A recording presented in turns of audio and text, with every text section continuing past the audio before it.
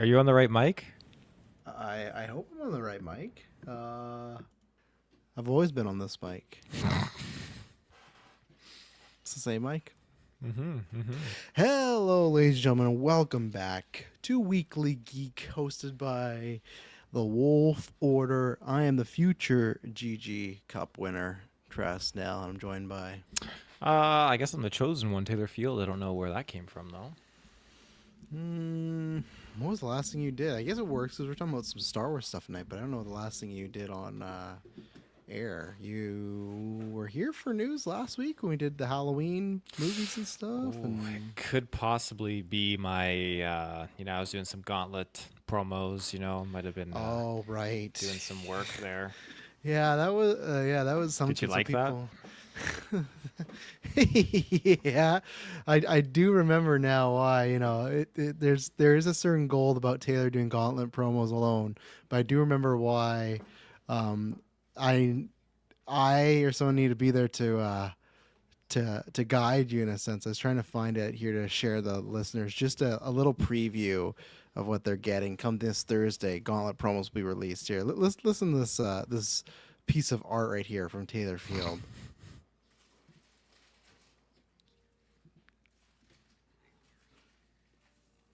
I'm not going to lie, I don't hear anything. Do you not hear anything? I hear it's really quiet.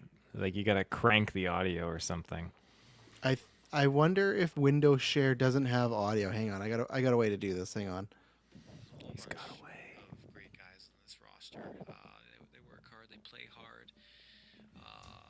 They do lots of things involving hardness, and it's hard for me to pick someone. Taylor, I started to laugh at what I was saying. Taylor right here just gets lost mid promo. Right there, he has no idea where the hell he is. That's why, like I said, I think that was the. We'll see. We'll have to do some this weekend. That was the best thing about the Wolf Order was because I was always on it. I'd say I'm the promo master as far as everyone there, and Taylor's not. But I feel like there was always a good amalgamation of me being right on track and then trying to keep you on track. Some crazy stuff would go, but that was just 5 minutes of Taylor off track. So look out for that. We'll talk about that a little bit later. But yeah, Thursday, you can look out. It's a whole bunch of stuff. It is not the schedule. I don't think it's going to be that, but it's going to be interviews with me, Taylor and Kirkland, or me, Taylor and Dylan. Kirkland, no interview. I do address that in the promos, and then after we're going to re-release the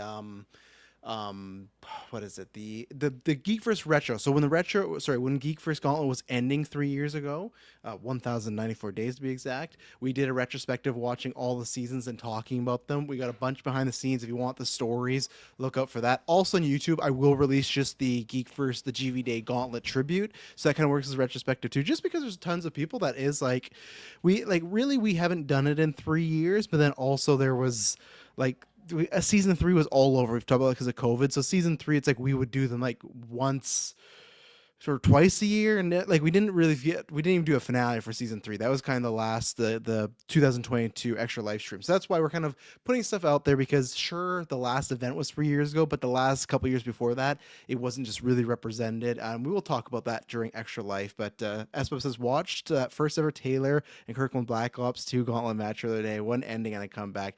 That is, like I said, I don't know if we could that'd be a lot of work also to be talked about in the GV Day one, but if we were to do a Golden Geeks of Gauntlet matches, that would definitely be in a top 5 slot. Yeah, Taylor, what do you got memories about that now? Because that was, I can't remember when Espos asked me about it, but I will throughout the week today on Twitter and Facebook. I shared season 1, and then I will share season 2. And season 3, I might share a few matches. But like I said, there wasn't too many. It was just kind of some longer streams and whatnot. But what were your looking back on? What are your memories now about that with you and Kirkland back in the day when it was the very first one? Yeah, I mean, the very first one with Call of Duty, that was just crazy because it was just, Kirkland goes up by 2, up by 3, then I go up by 2, up by 3, and we're just kept balancing, and just off by 1 kill. And not just once, but twice. Absolutely insane. Some of those matches, like, even when you lose, like your hands are sweating, but you're still like it was a damn good time, damn good time. The one thing I'll just never forget is just that one grenade that just changed it. I couldn't believe just how he whipped that grenade out and it killed me. I think that was the game-winning kill for him too. It was that, yeah, because Yeah. you guys did. I think technically the series was like tied, but it wasn't tied per se because you guys did two. The second one is at our extra life. Oh God, I can't even remember the year. I'm trying to think when that was. I'd have to pull up the video. But Is it that was when the stream crashes? Honest, no, the no, that was internet your problem? third because you guys had three. So you guys had one just at a regular the gauntlet taping right there, and then honestly the next three were all actually at Extra Life, like just different years and whatnot. And then the second year, you and Kirkland had another one. I'm trying to find out because I do have it somewhere. God, where is it? I'll find out the year just in case. I suppose if you ever want to watch it, the other rematch, there is one more rematch, but the other rematches they never got as good. They got that was when Taylor started just to own Kirkland. The third match, Taylor had a strategy and that beat him. And then for the fourth time they versed, they did like a played Call of Duty on a bunch of different consoles like Wii and everything like that. And Taylor just kind of owned Taylor there as well, or Taylor just kind of owned Kirkland there as well. Sorry, I'm Oh man, rambling, but that I'm was trying to one of find my the year. favorites. That was my favorite Call of Duty time when, because we played the old ones and Kirkland definitely beat me. But when we popped onto that 2019 Modern Warfare on Rust, oh my god, the guy Yeah. couldn't even breathe. I was fucking annihilating him. Yeah, so if you, S-Bubs, or anybody else wanted to watch the great rematch that they had, it was Extra Life 2017. It's somewhere in there, but they did have a great rematch. And yeah, S-Bubs, I will say I'm going to recommend them tomorrow, but I will say if you want another close one and a fun one, I always say like the two that I put up there as far as the best matches is Taylor and Kirkland, and then the other one I always put up is myself and Kyle in Rocket League because that was like same thing as Kirkland, but that was different where that match I think was just like back and forth the entire time, and it's pandemonium. That one's a good story one. So we'll talk about Gauntlet in a little bit later here because yeah, we got Extra Life this weekend. We are going to talk about some news. We're going to talk about Mummy 4 happening. It is confirmed. Not just Mummy 4, Mummy 4 with Brendan Fraser and Rachel Weisz. We're going to talk about that.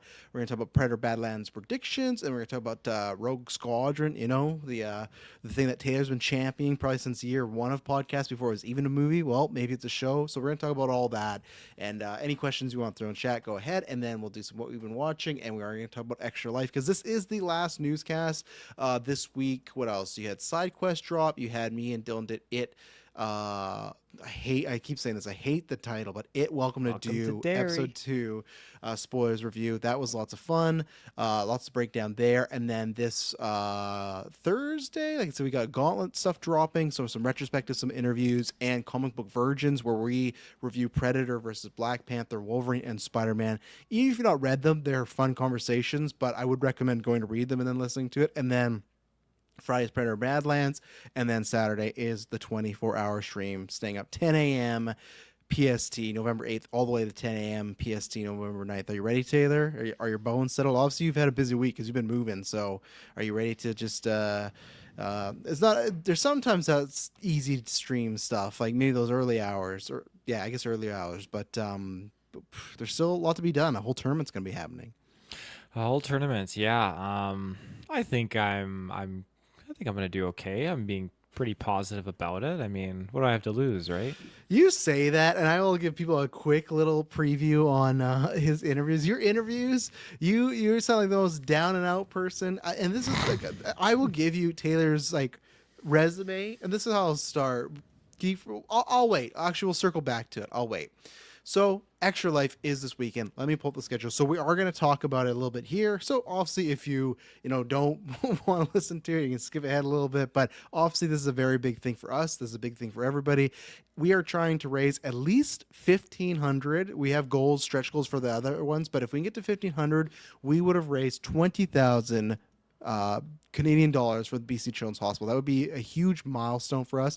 So we'd very much appreciate it. If you could donate even a little bit just to get us to that amount, that'd be great. We do have a bunch of stretch goals that I'll read out here, and they're going to be a good time. But we're going to start on Saturday. We're out for 24 hours. Everything you donate is tax deductible. I'll be wearing them throughout the week, but you can buy our Geek First. Let me see. I should have done it more. See that. Boom. Geek vs. Nice. Extra Life shirts. I got the Superman one right now, but yeah, you got Superman, Jurassic Park, Fantastic Four. All those proceeds go towards Extra Life. We'd very much appreciate it. If you can't, just come share the stream, like it, whether it's Twitter, Facebook, YouTube, wherever, because that does help. All the time we get people that donate we've never heard of or their fans. Even then, I got to thank everybody. We'll talk about the trivia battle in a second, but everybody that donated, or sorry, that followed us on Twitter and social media because of our announcements for Extra Life, because there's a lot of people that I've never heard of, and I don't think listen to the show, but they follow because they want to see the trivia battle. So, again, if you can just retweet it, share it, we very much appreciate it, because all the funds go towards helping kids recovery, the surgery, all those type of needs that they might need, or the parents. Obviously, you can click on the link down below to donate. You can see everything I'm going to talk about now in a quick form, but you can also read articles and everything that they do for the family. So we'd very much appreciate it. That would be, to me, a huge goal. In less than 10 years to hit 20K, that's when I looked at that number, because I had looked at the USD number, which is still good when we did the GB Day thing, but I was like, oh, what is this in Canadian? I'm like, oh my God, like almost 20K. So, and we've never really done that. Probably if we would have done that many years, we would have hit our goal every time, because we used to set at USD, and obviously our dollar is kind of shit right now. So, but anyways, so this is the schedule. 10 a.m. opening ceremonies. There's going to be some videos made. There's going to be a combination of videos made, gauntlet interviews, stuff like that. There's going to be some more stuff. And we always say opening ceremonies just in case something goes wrong. Luckily, we've had a pretty good run these past couple of years, like GB Day flawless, last year's flawless. So we will see. But 10 a.m. is just going to be about 10 a.m. to 10:30. Videos, interviews, setting up, having some fun. But right when that's done, 10:30 to 4:30 p.m. PST. I hope it ends earlier, but for that morning block, that's going to be all Geek vs. Gauntlet, baby. Now, there's two ways. If it ends earlier, then we'll just hang out, play some games, because 5 p.m. This is all in PST. I'm going to stop saying PST.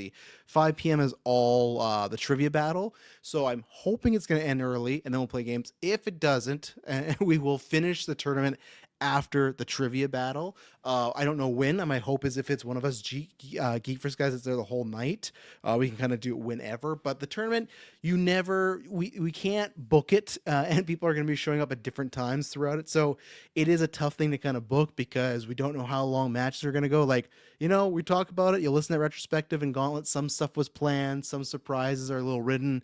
Once you're in the tournament and the gaming, none of that is, and don't get me wrong, lots of interviews, lots of the promos, lots of the trash talk. About 75% of that is not pre-planned. Things get a little heated, but the games are definitely not. So a lot of times we do best of threes. Sometimes someone gets creamed. Sometimes it goes on forever.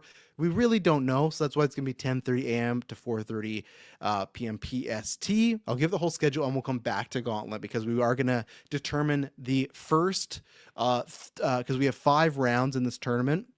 I'll explain after. We're going to get the wheel out, and we're going to determine the first matches. I'm going to reveal the mystery opponents tonight, and we're going to reveal all the games that are qualified for it, and we'll tell you why in a second. 5 p.m. to 7 p.m. is the trivia battle. This year, I should get everybody, but this year we're doing Marvel, DC, and video games today. We're taking a break of Star Wars. Everyone wanted video games last year, so I thought, let's change up a little bit. We'll bring Star Wars back for the anniversary next week. Or next year, 2027 or whatnot, or the year after. But let me get the roster. So obviously, there's been a lot of heated stuff going on this past weeks. A lot of shots have been thrown. A lot of things have been happening between myself, Chris. But I laid down the challenge, and he did accept. He burst in our newscast last week. Very unprofessional. I would have never done that. But it's going to be myself with Team Travis, Team Geekverse. So it's myself, Dylan, Kirkland, Taylor, S-Bubs, Chris Evans, and RJ making his debut on the trivia battle, versing Chris Balga, Clay, fanboy Clay. I've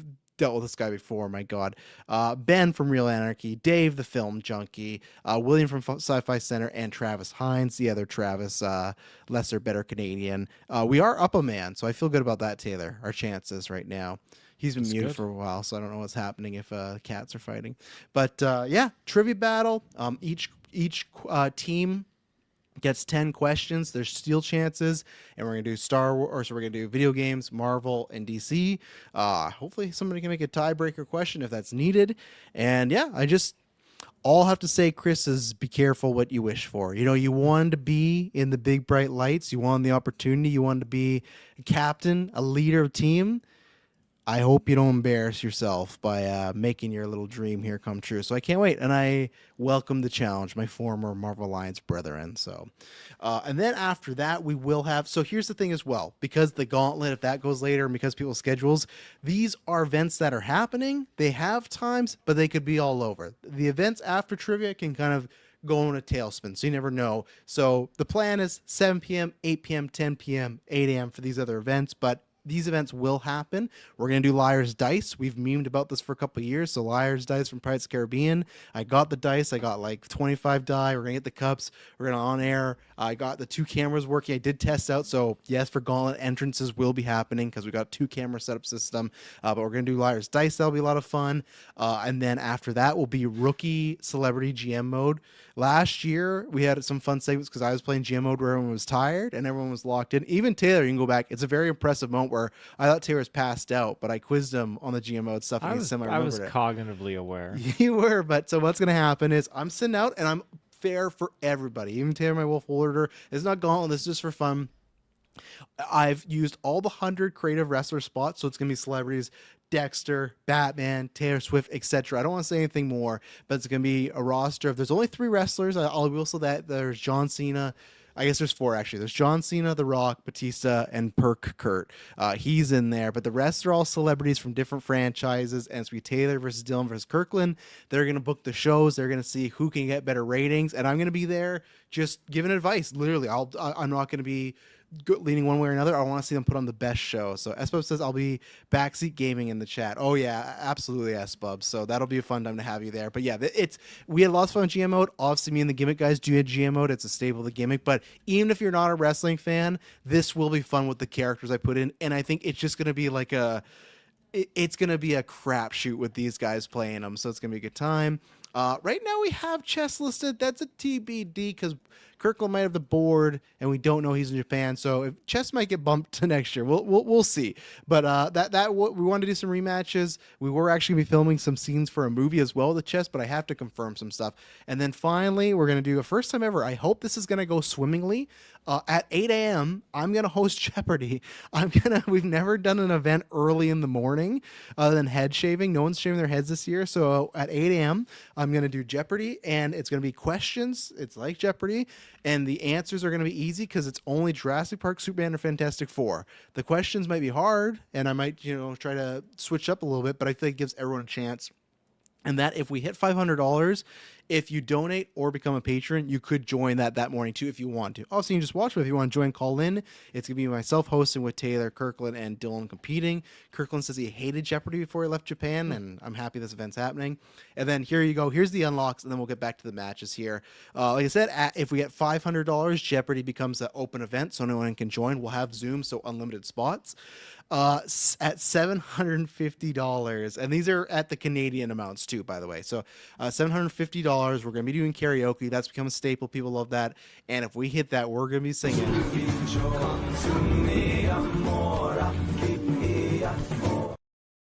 I cannot wait. We're going to be singing. I can't actually know the name of the song, but Come to Me Amore. Look at that. Another song that's just been lots of memes happening this year.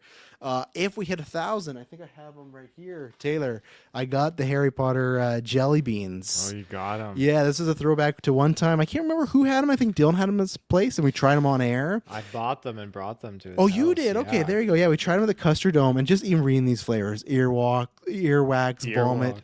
Yeah, earwalk too, vomit. I remember vomit being really bad, but I think what we'll do is we'll put it in a bowl and we'll make people close their eyes and do like a blind taste test. That's what we'll do. We'll do like a Russian roulette sort of thing. And if they are, oh yeah, there you go.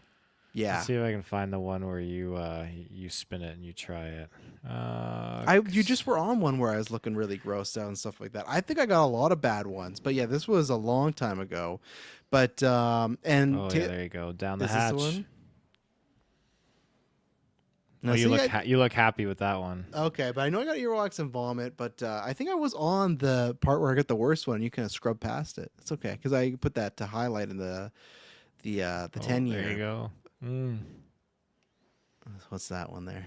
No, Oh seriously. yeah, you're happy with that one. So that's what we're gonna do. We're gonna play Russian roulette with the jelly beans, and if we hit that and do it on air, my daughter Gwen does want to join, so she's gonna try them too. she's gonna try. She doesn't know what she's Brave in for. kid. Yeah, so we'll see at Just gonna intentionally 1500. slide her all the nasty ones. Yeah, try this one. We're eating. Oh, I love jelly bean fruity pebble.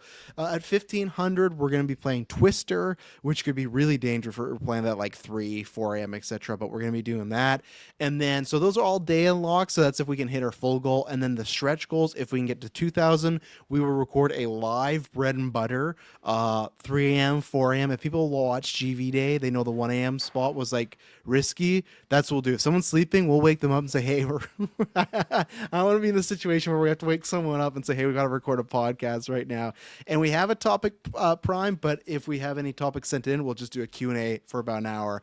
And then I would love to hit this. We put this at the top, like a stretch goal, so I don't think we will, but if we can hit $2,500 Canadian, we'll do a full day marathon of the Lord of the Rings Extended Edition next year. So obviously couldn't do that during the actual life thing, but we will one time lock ourselves in a room, not commentary tracks, not, we'll sit here one day and watch the whole thing. We will stream it. We'll meet up early morning one day, later next year, because obviously Taylor has been being on the way, so it won't be right away, but we will have it down 2026. We will lock ourselves in a room and watch the entire extended trilogy. And I think the reason I think that would be tons of fun, obviously we love Lord of the Rings, but why it would get wild is when me, Kirkland, and Terry did a full season watch of Mandalorian 1 just from start to finish. Lots of memes and stuff were born out of that. So I would love to do that. So hopefully we can. If not, maybe we'll be back there again. But yeah, that's the day. Again, we'd very much appreciate the support. And there's going to be tons of downtime, tons of hanging out. It's a show. I feel like this one's the more GV Days, a fun celebration, like looking at like Geek First and, everything that's coming up. This is a show in a different sense of lots of competition, lots of silly, dumb games to put ourselves on the line for some money. But that's what we're going to be doing. So you ready for that, Taylor? Lots going on, but I think some good stuff. So It's a good roster of events that you've lined up there for us. Oh, you guys helped though. We talked about some stuff, but yeah, the infamous wee hours. I remember when we were doing the 1 a.m. cast, we did something else. I was like, oh, here we go. We're in this bad territory. So if we're doing a cast at 4 a.m., I think that could be something. So what we're going to do now, my last word salad before we get into some news and what we've been watching, but I do have to pull up the Gauntlet rules here. So. And I don't want I can't screen share them because some of them could be some spoilers for the mystery person. So I don't want to do that. Taylor knows who it is, but I want to get it at here. Okay, so what's going to happen? I will read this out. So we are going to decide the games tonight. We're not going to decide who's playing the games. The reason we're doing that is because if we have to download games, obviously it takes a long time. Games that are already downloaded or discs, that's easy. But because we're doing random, obviously people don't have time to prep like we used to, and we're going back. That's how the first tournament was done, where there are a bunch of games in a hat, you picked them and you play with what you had. This year everyone does get one pass. So Taylor, let's say it's you and me playing, and if we get a game that you want nothing to part of, you can use a pass. But once you've passed, that's it. You can't use a pass the rest of the tournament. And there's only a few spots you can use it. It's not like like in the finals, you can't like pass game. The finals are finals, but in here, use a pass. So that's why we're going to select multiple games, and that's what's going to happen. That we'll select the games, and then once we have the day of the opponents, we'll do a selection of the games there, and they'll pass. So we have enough games that if everyone were to use a pass, they'll be downloaded and ready to go. And then right now, we do have a tournament of 6 people. So we got myself, Taylor, Kirkland, Dylan Muss, and I did reveal on After 9, so I can say it now. Tyler Saris is playing, because I revealed it on After 9 because he at one point was a no. But Tyler Saris, obviously he's only been on the podcast a few times, but he was a big staple in the Gauntlet. He is the first ever teams champion with Amber. He's never been a singles champion, never won a tournament, so this is a big year for him to potentially do this. Obviously, the Heat vs. Gauntlet champion trait right there was retired, but that's what's turned into the Cup trophy. Technically, Kirkland is the defender. It is a person that is, we're now going to count the tournament wins the same as a championship win. But so we have Tyler Saris, and then we have a mystery opponent that I'm not going to reveal right now. So we do have 6. Now, this has happened before to us before, is people have lives, things happen. For some reason, if anyone can't make it, Tyler or the mystery opponent, everything like that, we're going to have backups as far as multiple option game select as well. So let's say it's me and Taylor, or let's say it's Taylor versus Tyler, right? And Tyler can't make it for X, Y's reason. We would put Taylor into a different match, and that would become a multi-man match. So that's why I've thought of everything. If people have to leave, or if some reason it doesn't happen, it's there.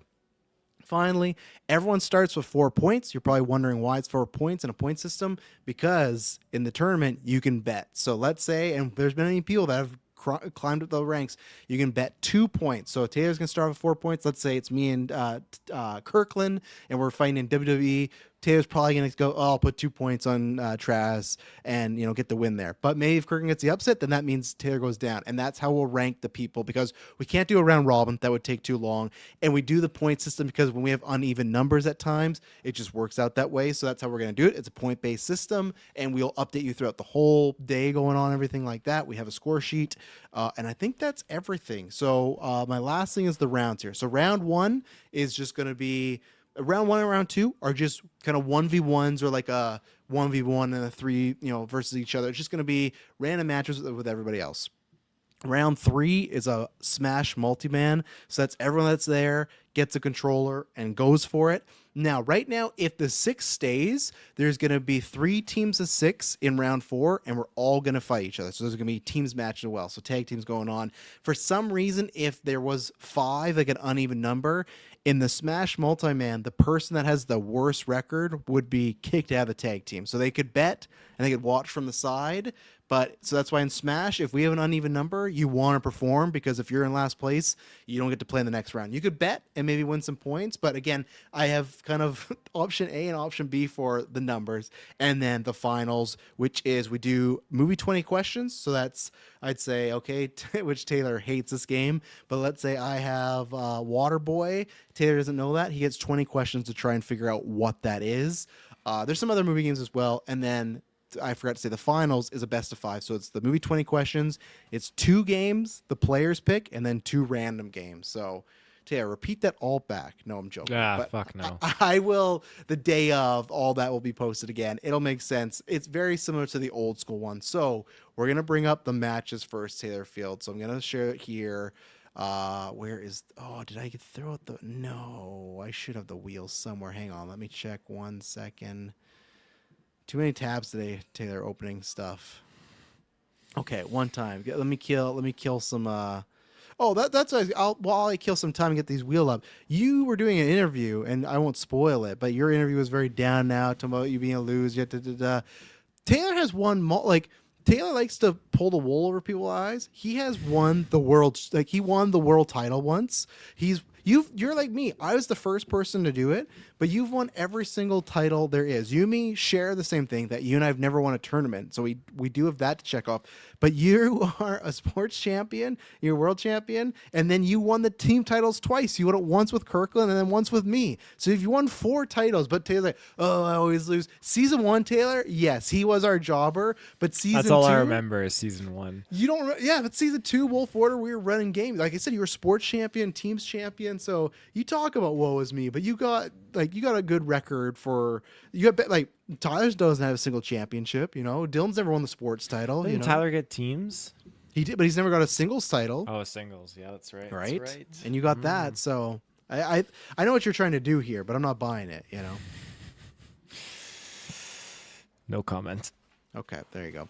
Okay, so there we go. I am not going to read out all the games we have because it is a lot of games. What we did is we just put a Google Doc file of what games do we want, and they're going to be randomized. So they will appear on the screen, so if you want to read them, you can. But first, we're going to do the matchups. I will just say to Taylor, I'm going to private chat him so he knows who mystery opponent is. Hang on there. But don't say who it is, so you can just know. Mystery I'm just kidding. He's the Wolf Order, so the rest of the guys don't know, but he'll know. So I'll share the wheel. So this is decide the first 2 rounds, because the other rounds are teams. So obviously that's all of us. The other rounds a Smash Melee multi-man match. That's all of us, and then the finals is the finals. But the first 2 rounds is random matchups. We do it just because That's fair. It's random, fair choice, like Two-Face says. So we got everyone on the wheel there. We got the mystery A opponent. We got Dylan, Kirkland, Taylor, Tyler, and myself. So this is to decide the first matchup. Here we go. I'll have to write these down. Okay. All right, Taylor. This is Taylor. All right, you nervous, Taylor? Who you gonna? I guess I gotta remove you. Remove name. It's gonna Okay. go mystery A. This is who you're versing. Well, now you have a bit of a slight edge. Oh, look at that! Whoa, what was that? What was that? I feel like you were calling him out a little bit in the. Oh, I in the- was, but I didn't want to be All right, Dylan. There you go. Okay, so then we'll take that out. So I'll remove him. And now let's see. It's Kirkland, the mystery opponent, myself, or Tyler Saris. Okay, so we got myself here. I'm calling it. It's going on Kirkland. Calling I it. would obviously I don't want to spoil the Geek First interviews, but I would love it to be Kirkland. There's a big history we have, and I do talk about it in the interviews, and obviously the other Gauntlet thing. But let's see, we'll remove it here.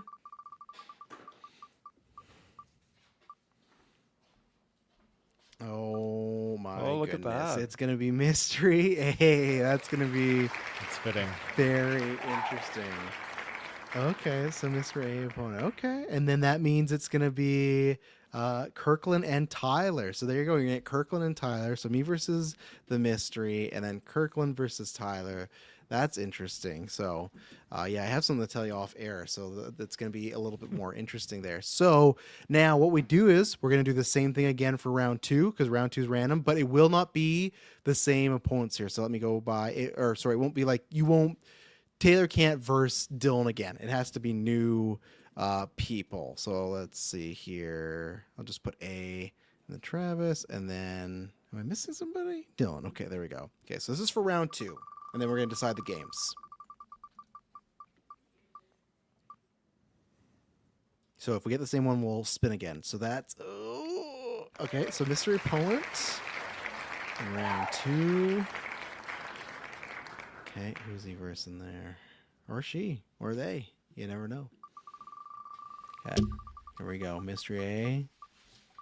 Come on. Oh, I like it. I like it. I like Okay, it. this is interesting. I will say that once it's revealed, they do got some history. I can't wait to talk about it on the desk. That's gonna be, man. That's a really there's a lot of history with this opponent there. So there you go. Okay, so sorry, I forgot to say that was Taylor for the audio if you didn't say it. So mystery opponent versus Taylor in round 2. You more happy about that one, Taylor? I'm happy about that one. I feel good about that. Okay. And now here we go. It's gonna be Mr. Muss. Alright. So Dylan, who's Dylan taking here? I'm calling it. It's Kirkland. It's Kirkland. Oh, no. Oh, There you go, that's fitting. That's interesting. Okay. Okay, so that means what does that mean there? Oh boy. So that means me and Mr. Patzer, hey? Okay. That's what you wanted.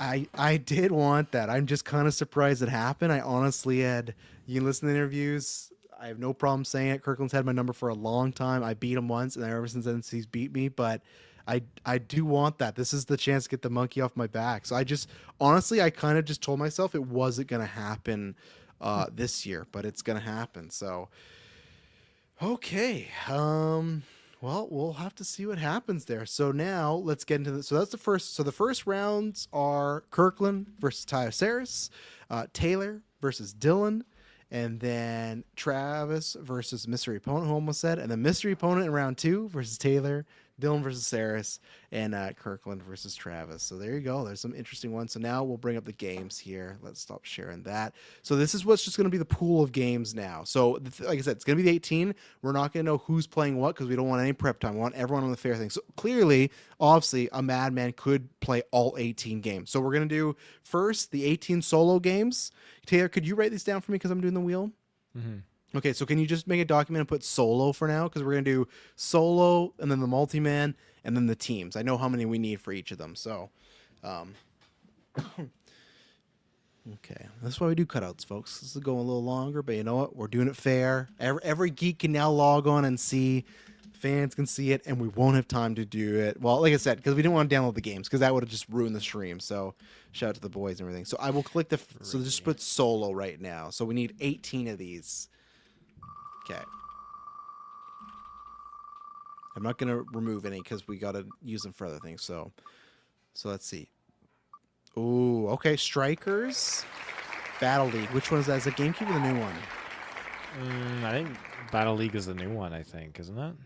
Okay, let's put in Strike. Oh, you got that? You're putting Yeah. Strikers Battle League. Is that Switch? Yes. Okay, that's Switch. Okay, so we got Striker Switch. You can just put that. Okay, so that's one of the 18. Okay, I like that. I'm happy with that. Works for me. Okay, so there we go. We got our first game we have to download, Party Animals. So that's number 2. So yeah, I'm not sure if you want to have them numbered, Taylor, because we do need to make sure we need 18 of them. Yeah, I'm counting as I go. You lie. He didn't have them. He didn't have them numbered. Okay, so let's see. So we got Strikers, Party Animal. Okay, this will. Oh no, we did Just Dance. Do you have Just Dance? I have a Just Dance for Xbox. Yes. Okay, Xbox so I We guess. just gotta make sure we download the app on our phone. You gotta hold it in your phone as you do the Okay. dancing. Okay, well, again, we'll have some time because what we'll do is we will do a So when everyone is sitting there, we will have everybody, like we'll tell everyone the matches, and then we'll start picking the names. Because what we'll do is we'll have the games pre-planned, and what we'll start to do is we'll plan like, okay, the Xbox games are gonna go first, the Wii games are gonna go first, Switch games are gonna go first, etc. You'll see, but we try and make it so we're not switching back and forth. So, and same thing, this is not a for sure thing. These games are just what's going to be in the pool for the pre-setup. Okay, so that's what just so everyone thinks. So, Just Dance is here. It's a possibility, 1 in 18, but it's not a for sure. So, okay, let's go next.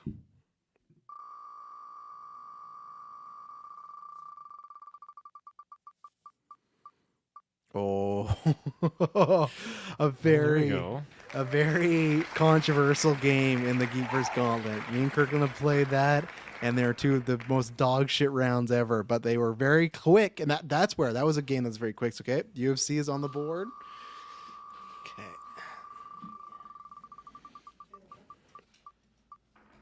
Okay, kind of a given that has to be there, right? Yeah, Smash Ultimate. Yeah, makes sense. And we're gonna be so that's in the singles league now. We're playing it no matter what in the nighttime or like for the multi-man match, but in the singles it's gonna be there. Okay. I'm liking the roster so far. Good variety. Party Animal, UFC. Like we got sports game, fighting game. Oh, he was talking about this. I really didn't want this because I don't know. I've not played a Pikmin game in decades. Have you? Never even touched it. So there you go. So I hope that doesn't happen. But Pikmin 2 is on the board, Dylan. So I know you're wanting that. I hope you're happy. You got that. Okay. Oh, Taylor. Oh, yes. Star Wars Thank Battlefront, you, the the original. Okay, there we go. The original Star Wars Battlefront is there. So, okay. That's interesting. Yeah, this is a wild group of games so far. Okay, got some Marios. Ooh, Mario Kart World. Okay. And if people are wondering why the names were there, we just put it there so we could know who had the game, so we didn't have to think about that. So, what number are we at right now, Taylor? 8. 8. Okay, so we got 10 more for the solos here. Okay, we got Roque League. Yep, that's a classic there. Stress will check, but I think that's on Games Pass, isn't it? It's on something. Like Yeah. it's everywhere. I think I got it on PlayStation 2. So Roque League, produce some classic matches. So I like so far we got a mix of some old games and new games so far in the Gauntlet playing. So let's see. Oh, come on. Oh, hell yes. WWE 2K25 is in the pool. Hell yeah. Unfortunately, I think everyone, if I don't get it, that's getting a big skip from people, but we'll see. It did one time. You and Kirkland had a great, I can't remember. Oh, it was during one of the streams. We tried to replicate in the sports league, but during the streams, Kirkland and Taylor had a 5-star classic match. It was phenomenal. So, okay, here we go.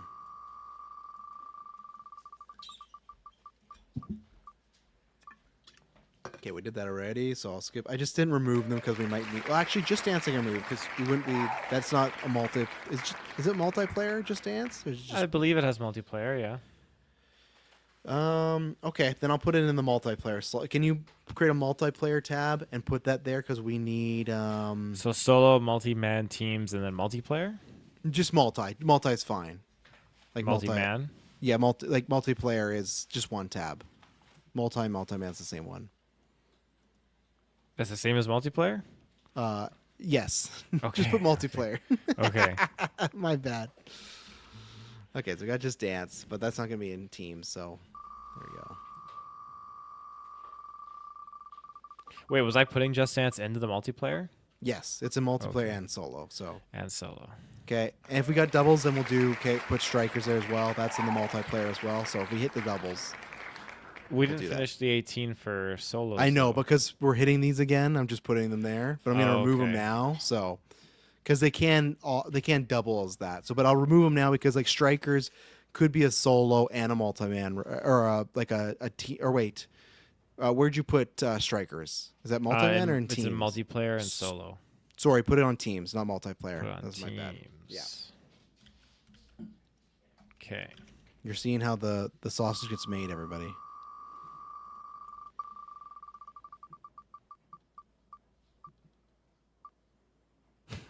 Tony Hawk. Okay, that's just solo, right? Yeah. Okay, solo player there. Oh, I have it somewhere. I thought I had the whole list. Dang it. Okay. Okay. So I'll remove that so we don't get it again.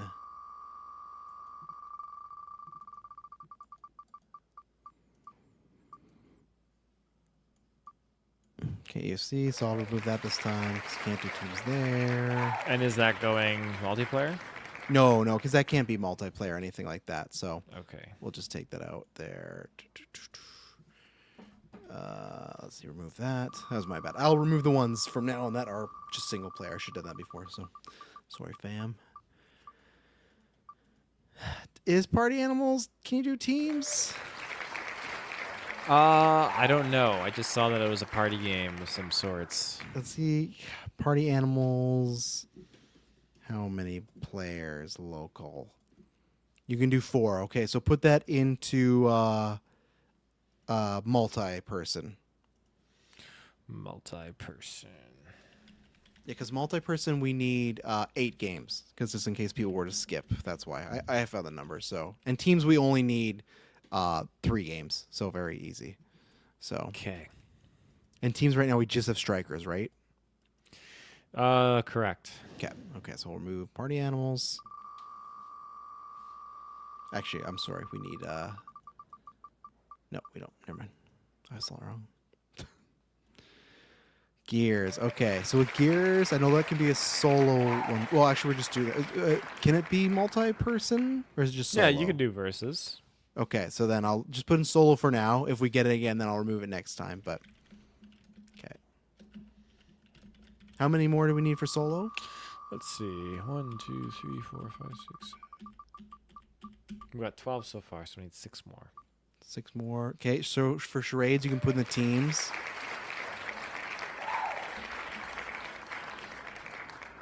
And then so for teams, we only need 1 more. So teams, we only got strikers and charades. So we only need 3 for that one. So there I can move charades. And I suppose I will find a link. I'm hoping that stream is still up because there's a couple years that our stream, YouTube's awful. If you go over 12 hours, it withholds your stream. It won't play it anymore. And there were a couple years that did. So that's where we got lost or we didn't know it. So I'll look for it. I think it's one that's still available, but I'll look for it and get back to you. So you said we need 6 more solos? Yes. Okay. Oh, damn it. What is /Bone Breaker? Oh, is that football game? Yeah, it's a football game on PS1. That's it's like taking the steroids and stuff. I don't think it's called... Isn't That's called Blitz. it? Oh. Yeah. Uh, That's there, though. You can put it there in the solo. Or in the solo. I don't think there's multi-man or team, so just put Blitz. oh, Backbreaker. Oh, this was an iPhone game too. That'll be a lot of fun. Okay, But that goes into solo. well, no, because I don't know what back or bone breaker is. It's called Backbreaker. But who owns that? No idea. I don't even know who put this in. Because Probably PS1, Kirkland. who did it? Just because he had. Okay, just put Blitz/bone breaker, and we'll get back to him and ask him again. Because if that's what he Okay. meant, but I don't know. Because If there's it's a football game called Game Breaker. But yeah, Just he put must be talking about Blitz/bone Blitz. breaker. I think he's talking about Blitz. I think solo? he is. Yeah, in solo. Yeah. So we got a football game there. Okay. I don't even know if we have Madden anywhere. I need to add Madden for these last spins because that would have been. I don't know why I didn't have that there. Okay, there we go.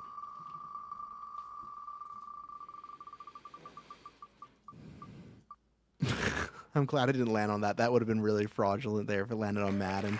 Okay, so Rocket League's in the teams as well. So teams is done. So in the teams league, the teams are going to be playing charades, Rocket League, or strikers. So there you go, 2 soccer games. Look at that. So at least those are downloaded. Okay. How many more do we need for solo? Like 5 or 4? 1, 2, 3. I need 5 more. Okay, 5 more. And you said Gears you can do 2v2 or 4v4?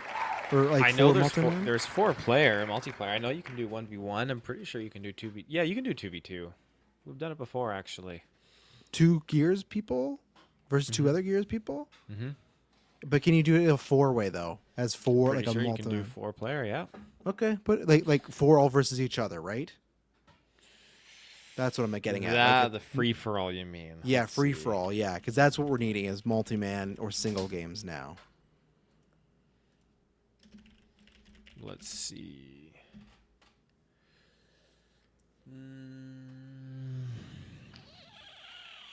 It's not specifying. Okay. You know But what, honestly, one of the Gears of War games is gonna have a mode that's probably free for all. Like we got at least 5 Gears of War games to cycle through and try every single one, so we find one that works. I'm pretty sure it'll work. well, we got to download all those. So put in the multi for now, but put it as a question mark. We'll still roll another game in case. We'll do that right now, but I'll remove it there. So, okay, we're looking for singles or multi-man games. Multi-man games, we need 8 of them, and then singles test we need about 3 or 4. Oh, some Mortal Kombat. Okay, Kirkland. Yeah, he's got that. Mortal Kombat. That's a classic. Did That's the fighting, solo? Yeah, that's single. Yep. God, I hope Kirkland doesn't get that. That's what's gonna happen. I'm gonna get him. Well, actually, I've beaten him a couple times in combat, but you know. Okay. What singles? We need like 3 more. About that, yeah. Okay. Mario Tennis. But which one? Taylor's GameCube version, N64, and Switch. Yeah, I was curious about that. You have the GameCube version accessible? I do. I would say go with that one because that's more fun than the N64 and the Switch. I'd say so. Put Mario Tennis GameCube for the 1v1. Okay, for solos and perfect. And solos is done. Let's see here. Solos are. We have 15 so far. Okay, so 3 more.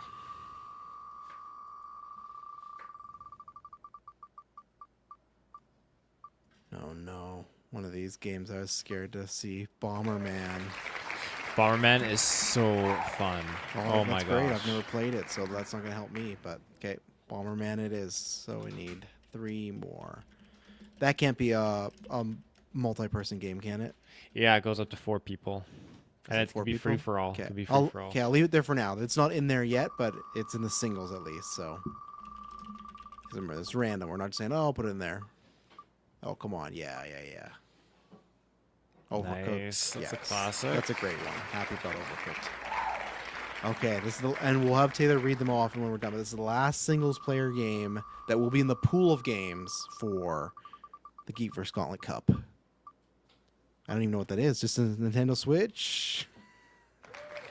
Sports. Okay, cool. Switch Sports. Perfect. I like that one. Perfect. Okay, and then so can you tell me how many we have for the multi-man? Or multiplayer? Three. 3. Okay, so we need 5 more. This is again in case everybody does a skip. That's why I'm doing extras. So that's why we have it. So we need 5 more. I don't know what Spider Heck is. Do you know what Spider Heck is? When I was looking at it to put it in, it was like Spider-Man lightsabers. Did it That's look like it multiplayer. was? Did it look like there's free for all? Apparently, it looked Okay. like it. Yeah. So Put in there we'll Spider see. Heck. Okay.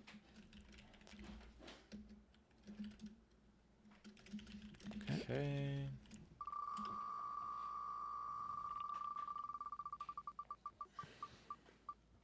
Oh yeah, come on. Okay, Mario Kart World. That's a good multi one. That's good. So.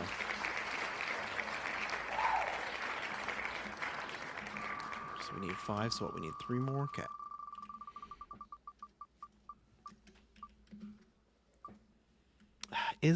I don't think that is multi-person Soul Calibur, right? It's 1v1. Yeah. Okay. So that's not in there. So because we're just looking for multi-person now. So sorry, Soul Calibur. Maybe next year. Oh, come on. Come on.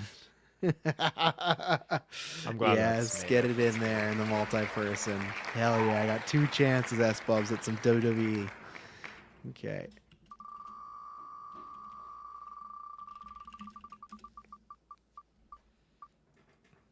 Party Animals is for sure. Do we have that in team or? Oh no, we already got that in We already multi-person. got it right? on Okay, so multiplayer. sorry, I'll remove that. We just need 2, right? Is what I'm assuming. I'm on 7 right now. That Okay. I need.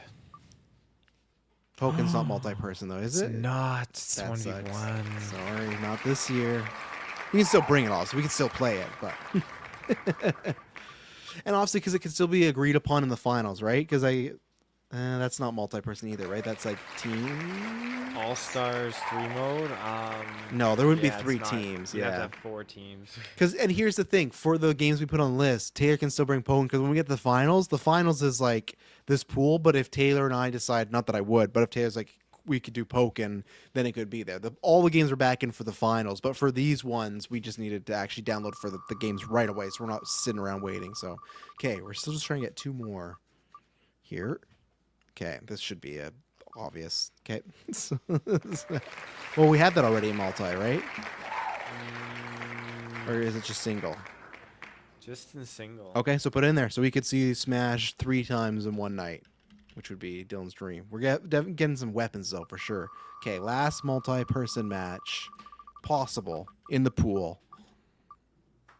Can you do a free-for-all on any of the Halos? Yeah, you can, right? You can. So there you go. Halo is in there, Taylor. So okay, so now when you're done there, so what would happen is we're going to get everybody. So for example, right?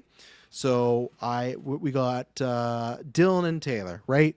Match in round 1. They sit down. We're going to pull up those 18 single games. We pull one up, and let's say it is Madden. Dylan would say, that's my pass. If I would assume he would pass, he would go, that's my pass. Then we'd go random to the next one. Man wouldn't be taken out. It would just go back in the pool. If obviously we got man again, we would not make Dylan play. That's not fair if you pass on one. But then let's say we got to WWE and Taylor's like, I don't want to play that. We skip it. Then that third one would be whatever people want. So that's why we have an 18 pool. So in case if everyone skips every game, everyone uses their pass, which might not happen. We have backups and everything like that. So that's what will happen. Was Taylor Kirkland or Taylor and Dylan would sit down. We would hit the randomized wheel. And then we'd plan it out. So, Taylor, can you read off what's in the pool for the 1v1s? So we got Strikers Battle League on the Nintendo Switch. We got Party Animals, Xbox Games Pass, Just Dance on Xbox, UFC, Xbox, Smash Ultimate on Switch, Pikmin 2 on Switch, Star Wars Battlefront, the original, that's also on Xbox. Mario Kart World Tour, that's Switch, Rocket League, Xbox, I'm assuming, WWE 2K25 on PlayStation, Tony Hawk 3+4, I'm assuming that's Xbox, Gears of War, Xbox, Blitz Bonebreaker, PS1, Mortal Kombat, PlayStation, Mario Tennis, GameCube, Bomberman on Xbox, Overcooked on Xbox, and Nintendo Switch Sports on the Switch. Okay, I feel like there's a good variety there of like genres and everything. Okay, and then what are the multi-man pool? So we got Just Dance, Mm-hmm. Xbox, Party Animals, Xbox, Gears of War, Xbox, Spider Heck, Xbox, Mario Kart World Tour on Switch, WWE 2K25 on PlayStation, Smash Ultimate on Switch, and Halo on Xbox. Okay, and then what are the? Oh, and then the teams are just Strikers, Rocket League, and Charades, eh? So, Mm-hmm. what do you? Because likely, unless there's an uneven number, you and me will be teamed up because we were last team champions. So I don't care what the guys say. We're enforcing that as a rule because the team champions, whoever wins the teams this year, would be locked next year. I feel like Yumi could Rocket League. I think it all depends on who's on the other side, right? I feel like you never know what's going to happen there.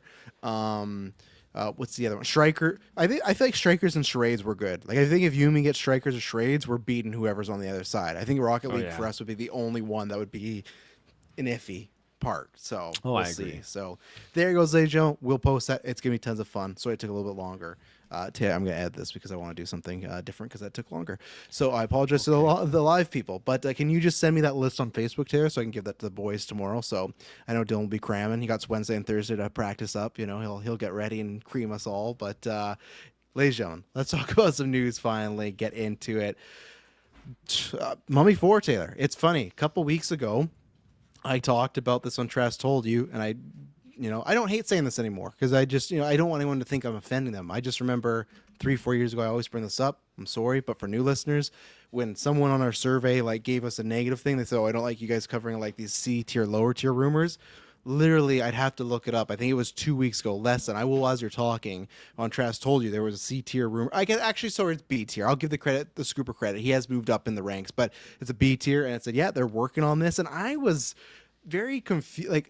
I thought it was possible, but until I hear it from the trades, I'm not going to get excited. But I also had some questions because I am excited, but I do have some somewhat worries of what's going to happen, how it's going to go down. If this happens, which sounds like this, book it in. We're doing a retro, ladies and gentlemen. Or at least I think we should at least do the 3 in Scorpion King, right? We did should the do those watch 4. along, right? We did, but we should do a retro now too of an actual review of it on Patreon. Yeah, there is a commentary track of us watching it. But yeah, what did you think? This was our headline today, but it is because I feel like this big news. Brendan Fraser and Rachel Weisz right now confirmed to come back, and I forgot to say it's being directed by the Radio Silence guys who did Ready or Not. They did Scream 4 and 5, and then did one of your personal favorites, Abigail. So obviously they've done a lot in the horror sphere, horror comedy. So what do you just think about this package in general? No date yet, but just the idea of Mummy 4, Brendan Fraser, Rachel Weisz, and Radio Silence. And I will give you this nugget that right now the rumor is that they might ignore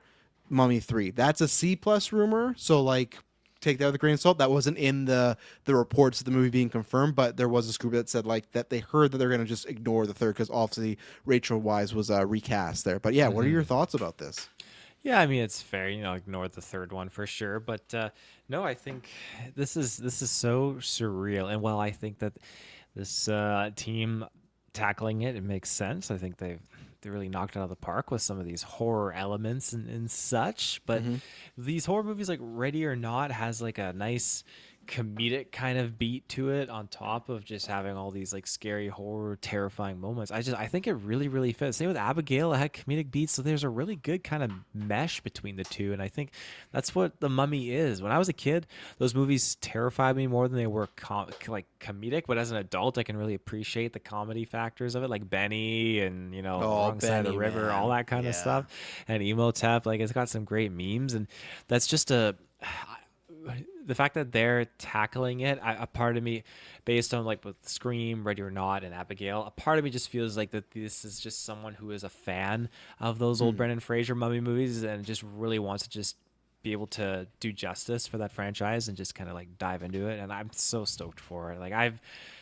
I've got such a sweet spot for that original one. It's one of my favorite scores, and just Brendan Fraser is so good in it, and I can't wait. This is just music to my ears. I'm glad that the third Mummy didn't do very well, so then they went ahead and they did a new Mummy with Tom Cruise. That didn't do very well, so now we're kind of back full circle. So, and so because I got a couple questions there to ask you, but so that's because I think I agree with Mike a little bit, where I agree that they obviously do action and they do a lot of comedy to these guys, but do you think it's the same type of comedy? Because I feel that the comedy in Ready or Not or Abigail is not the same as the Brendan Fraser Mummies. I feel feels like the same. Really? Because to me, the especially Ready or Not and Abigail, Scream's not as much because those make sense, but those two feel very tongue in cheek, not like fourth wall breaky, but kind of almost like winking at the camera. Where I don't think the mummies have that too much. They might have a moment or two, but I just feel like it's almost like what you said. The mummies had like an innocent humor almost to them, right? Where I feel like Radio Silence other work is very up in your face humor of like, come on, Abigail, like don't be eating onion, you're a fucking vampire, like whatever. And whatever Dan Stevens said. Like I feel like it's way more. It's not quippy, but the humor is way more in your face. But you feel that it is a similar enough tone. I do. I really, really do. I think I have to rewatch that first Mummy movie, but a lot of it doesn't feel like it's spot on, like right on the nose. Like it feels like it's just a nice kind of balance where like, oh, O'Connell walks into the room and Benny just starts screaming and freaks out, and O'Connell just fucking side whips, Gabriel the chair at him and takes him down. Original. Right? Yeah, He's the original. Yeah. Yeah, so no, I did look it up. I talked about this on Trash Studio on October 1st, so just like a month and 3 days. So this was just like a C plus rumor, and that's why we cover them. So I am, of course, very excited. I talked about that on this. So if you've listened to that episode, I'm sorry, I'll kind of retread a little bit stuff. But I think I grew to, I always loved Indiana Jones, but I think I liked that more and more as I got older. But I've said before that there's all these, like we saw Uncharted try to do it, or you talked about The Mummy, but I feel like we've seen tons of movies and franchises try to do their Indiana Jones or a new version of that. It never worked, where The Mummy did. That was the first time ever, and I honestly still feel people maybe in the chat or let us know if there's any ones that you feel can hit that ilk. But I feel like all the ones that are trying to get close to Indiana Jones just feel kind of like a bad ripoff in a sense. Like they do their own things, and don't get me wrong, The Mummy with Fraser and the sequel, they have some ripoffs too. Don't get me wrong there. Like they have similar vibes, but I think with that one being more of the horror side, it did help it out. And I think some of the characters being, there was a recurring cast in Indiana Jones, but it's mostly just Indiana Jones, where this was, Rick O'Connell and Evie and, man, the brother. They got to get Jonathan back too. Jonathan's fantastic. Like the whole trinity there. So I really hope they do that. I am surprised for a multitude of reasons, because one, Fraser's talked about this too, where he said like these movies like fucked him up, like his body and whatnot. And like I kind of thought with the way a couple of years ago he won the Oscar for The Whale, he's amazing. He has a movie this year, but it's like he's been doing very quiet independent stuff, like those type of things, and I think that kind of fit, because just it feels like the type of actor, he's a bit more on the emotional serious side. And again, I don't know if his body's built for that type of stuff. Now, do you think, because obviously they did set up a son character, who cares like about and I think the third they ignore. I didn't care for the third. I've seen that twice in my life. I'll watch it again for the retro, but I feel like in general I like Jet Li, but just I don't think The Mummy really worked there. I don't think, unfortunately, I can't remember who replaced Rachel Weisz, but I don't think the chemistry was there at all with anybody. Like I don't think she had chemistry with Fraser. I don't think she had chemistry with Jonathan. It just felt like off. It did not. That's one that I think they misread. That for me, as much as I love Brendan Fraser, it's like I want them both. And I said that on Travis told you, like I want them to be together. I don't want just one or the other. So I did have to look and see, and maybe I'll look that up while you're talking. So I'm going to ask you: is this a Indiana Jones? Was it Forbidden Circle? Was that the last movie? Or Dial Destiny? Is it a Dial Destiny situation where it's them older as the leads? Or is it a Force Awakens situation where they are the supporting cast leading the new character? Whether it's son, daughter, new adventure, I digress. Oh, I think supporting cast. I think Okay. you're going to get something kind of like, Conjuring Last Rites kind of setup, where you've got your OGs in there, and then you kind of have a blatant example of, hey, these are, our new mains. Because I think if they land this one and they do a very, very good job, then whoever they pick to play the son could very well, David Corn Sweat, man. He's right fucking there.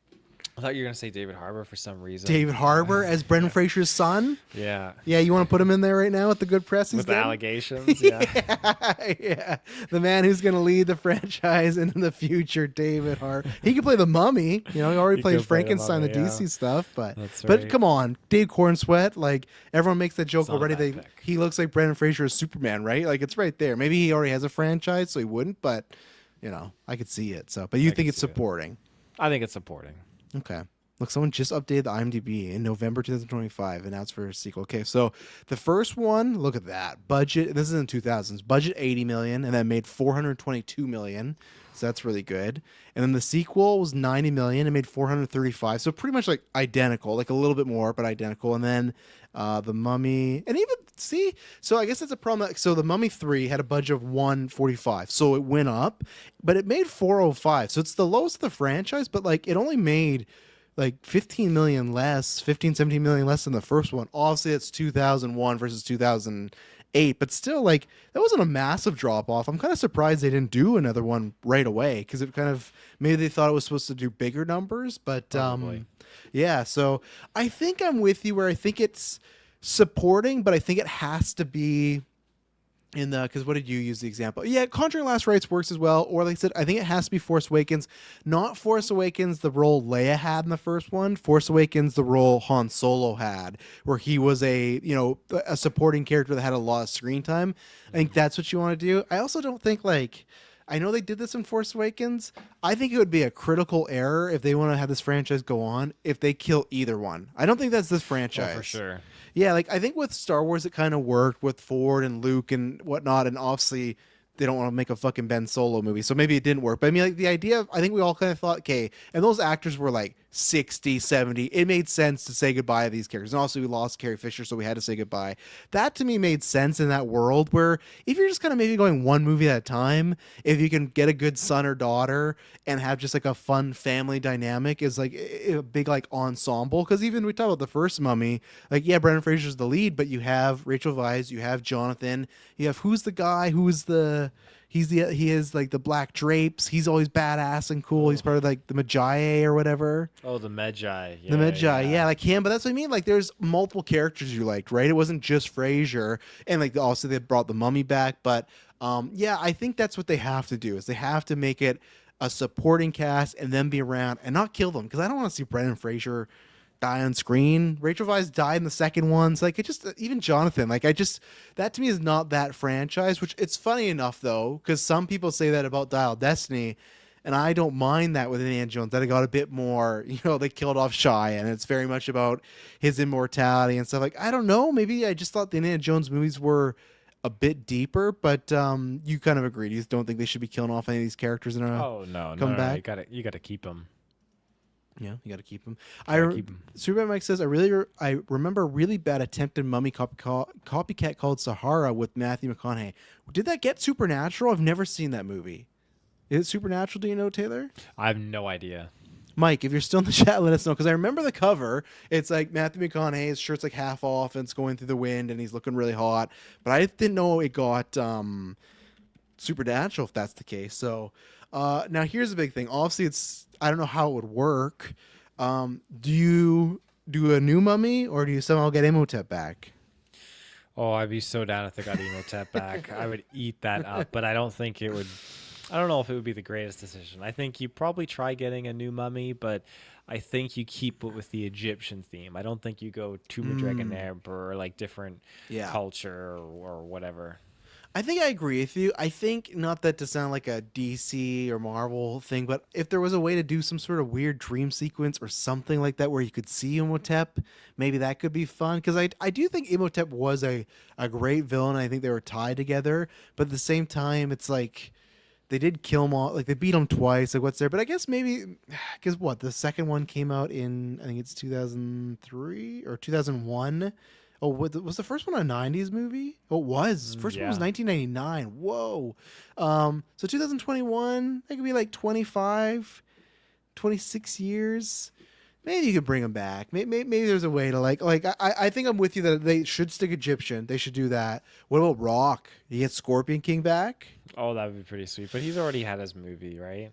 He did get Scorpion King, yeah, but I wonder if he's the villain. But Superman Mike says not supernatural, but same vibe. Okay, that's fine. Maybe I should. Well, I'm not sure. He says it was bad. I'm not sure. Did he just say copycat? Oh, he said really bad. Okay, never mind. Off the list because I'm always down to see. But okay, yeah, we'll have to see Mummy 4 happening. But yeah, whenever that happens, we will retro those. That's gonna be a good time, and I'm excited. I want to see the take. Want to see who else they bring upon. See what's gonna happen there. Hopefully they get everyone back. So we will see what happens in the future. Okay, let's take our first ad break, or second ad break, and we'll be right back. And we are back. So, Mr. Field, Yes. Rogue Squadron. Obviously, if people don't know, there's a when Rogue One got announced, we were kind of talking about at the time that I don't think we liked the name. It was all right name, whatnot. And Taylor, there's a classic clip. I think it's in our first bloopers extravaganza episode where he goes, "How about Rogue Squadron?" And we pretty much just like laugh him out of the Shat room. all over it. Yeah, we laughed him out of the room. And then, during COVID, they do Disney's Investor Day when they announce all this stuff.